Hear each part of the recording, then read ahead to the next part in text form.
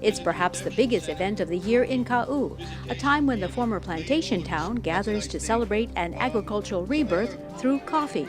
Over the last decade, the Ka'u crop has made an international name for itself as a gourmet brew, putting it in the same league as Kona coffee, something to celebrate here in Pahala during the annual Festival Ho'olaulea. There was music, hula, food, and a chance to win prizes like this little goat, found resting under a coffee tree during the festivities.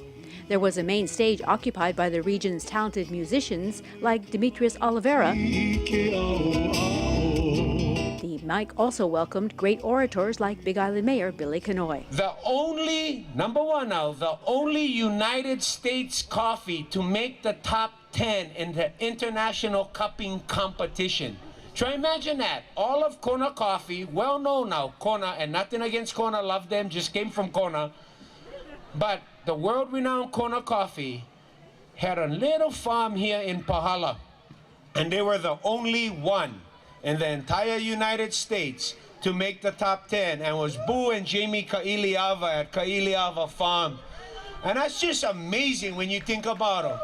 And I asked Boo, hey Boo, how you make the special coffee? And being one local, humble brother, he go, you know, right place, get enough rain, perfect elevation.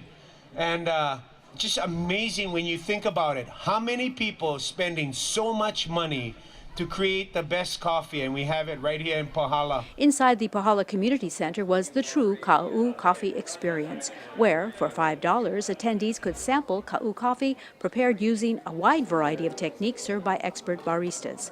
Outside, numerous vendors and a shuttle offering tours to area farms.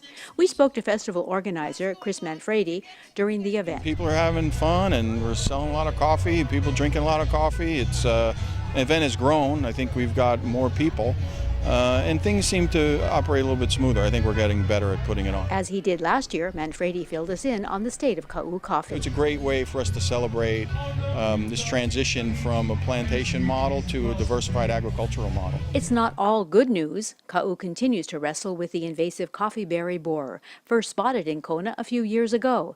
The insect has become the foremost threat to the industry. The CBB, as it's called, is native to Central Africa. It lives, feeds, and reproduces in both immature and mature coffee berries. The insect is estimated to have destroyed more than $9 million worth of Hawaii's world-renowned coffee since 2010. Farmers have sounded the alarm that if left unchecked, the CBB could ruin yields as well as the coffee industry. There is a treatment, but it's costly. Government, on many levels, has offered assistance. The state legislature saw fit to set $500,000 aside this session to combat the coffee berry borer. The federal government also announced that it is kicking in $700,000 to fight the CBB in Hawaii. Even the county of Hawaii is doing its part, Manfredi said. And there's a subsidy program going on for all the farmers where they can spray 3 times with funding from County Hawaii, courtesy of Billy Kenoi. There are a lot of abandoned coffee farms in Kona, and that creates a reservoir for the pest. We call it feral coffee.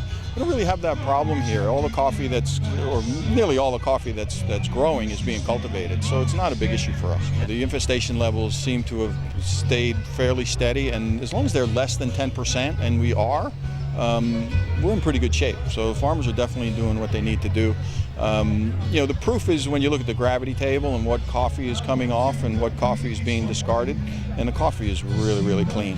So we're very happy. The Ka'u Coffee Festival was more than a one-day ho'olaulea. Event stretched across a week and a half and included the annual pageant, the new Miss Ka'u Coffee, Amarie Silva, dancing with her sisters of Halahula o Le'onalani.